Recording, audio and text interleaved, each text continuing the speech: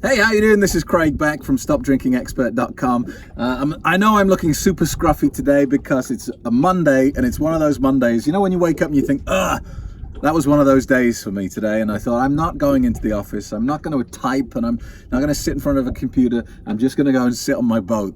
And, and that's what I've done. So hence, here I am. I just wanted to make a quick video today because I'm seeing a recurring pattern around alcohol from people who almost certainly have a problem with it, who are almost certainly seeing devastating things occurring in their life because of this drug, and yet they joke about it. And this seems to be the default route for so many people who genuinely have a drinking problem, to make a joke, to laugh it off, to make it sound like, hey, I'm just the fun guy at the party. And I get that, because for 10 years of my drinking career, you know, I just considered myself a man who could handle his drink. You know, I wore that as a badge of honor. I got invited to a lot of parties because I was good value. You know, I'd turn up and I'd bring extra alcohol and I'd drink very quickly. Then I'd get a little bit cheeky. Then I'd get a little bit rude, and then I'd get offensive and fall over and hurt myself. That was generally the routine. So you wanted me at your party because I was entertaining, I was value. And, you know, I advertise what I do around the internet because I want to reach people and show them there is a way out of this misery that doesn't involve standing up in a community center saying, my name is Bob and I'm an alcoholic and I always will be. And, you know, there's a way to deal with this without giving your problem to God. Because for so many people, that's a huge issue, especially atheists.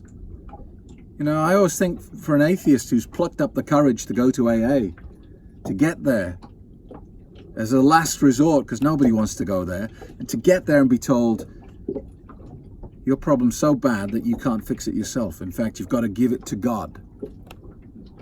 And in that moment, their heart must sink and they think, great, so the solution to this thing that's destroying my life is to ask a mystical being in the clouds that I don't believe in. So I think it's really important that I get the message out there to people about alcohol, but because nobody advertises that they're worried about this, nobody posts on social media, hey, I think I've got a drinking problem. So when I try and get this message out there, I have to use a scattergun approach. I have to send the message out to everyone.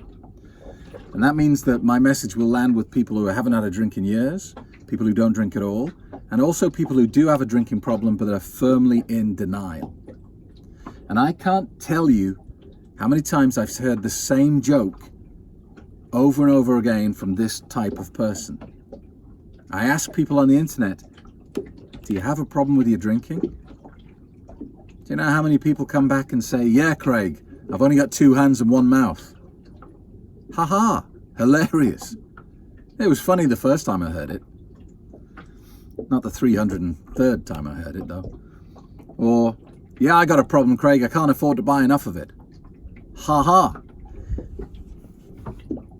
Denial is so depressing to witness in someone because you know there's no way to win this argument. There's no really clever line that I can come up with that's going to change their mind.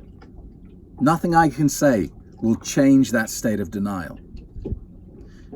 I meet people every day, online and in person, who are still clinging on to that I can handle my drink position on this. And it's so depressing. So, the truth is that these people who are the jokers about their drinking, you know, they laugh when they have a blackout. They laugh when they embarrass themselves at a party and get reminded of it of their friends. They play the joker role because it is a defensive shield. The one thing I know about these people is that routine, that comedy act, does not carry on when they're on their own at night. When they're in their deepest, most profound moments of considering their life, they're not a joker. They know there's a problem. They're sick and tired of waking up every morning full of all this guilt and regret and worry and stress, and yet they know they can't break the cycle. So they know that come 6 or 7 hours, they're going to be back joking about the problem again as a defense mechanism. So I encourage you, and I reach out to you now, if you're one of those people that makes a joke about your drinking, but secretly you're worried, why don't you make today the day that you do something different? Why don't you make this about you for a change instead of about other people?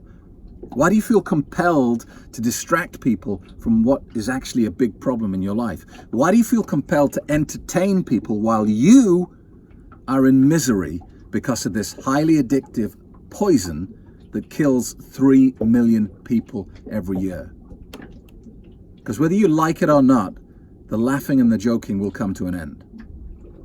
By your choice, right now, today, or at some point in the future, when you get told something by a doctor, by a therapist, that means you won't be able to laugh about it.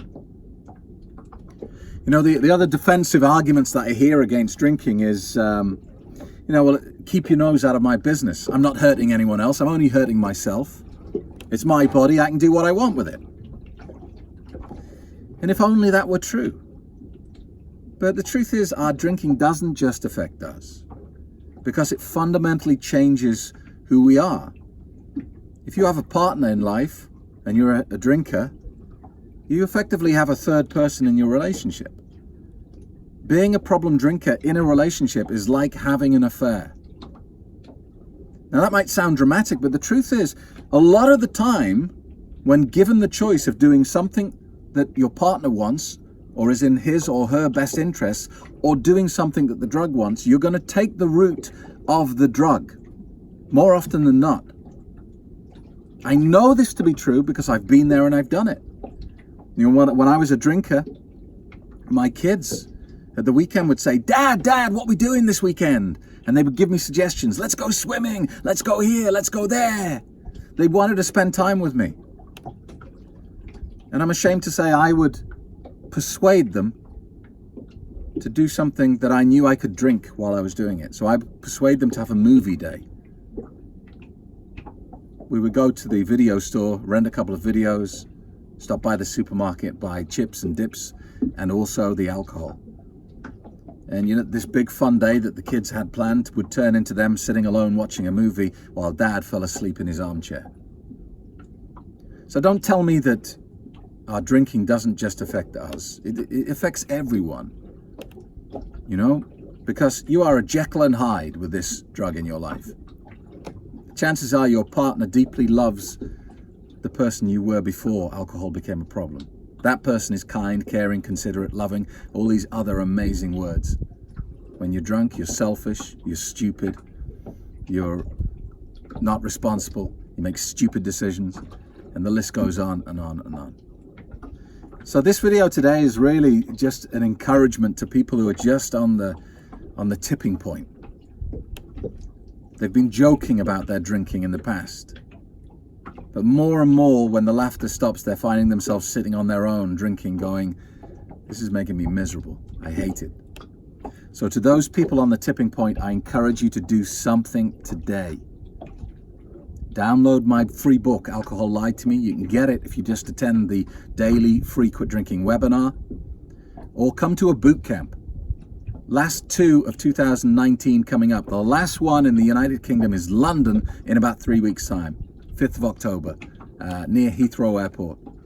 And then the last boot camp of 2019 is going to be in New York, in Manhattan, Times Square. Great location, loads of fantastic hotels and things to do. So if you got to travel, make a weekend of it. Saturday is boot camp, Sunday do what you want. But do something. And for more details of the free webinar or boot camp, go to the website right now, www.stopdrinkingexpert.com. Just before I go, just want to tell you about a new book out. This is the extended and updated version of Alcohol Lied to Me, a book I wrote 10 years ago now. And over that 10 years, I've met a lot of people and I've learned a lot of new things. So it's all in the extended edition. It's only currently available as an ebook and as a hardback book, but within 2 weeks, it will be available as an audio book as well. So keep an eye on audible.com for that. Thanks for watching, and I'll see you very soon.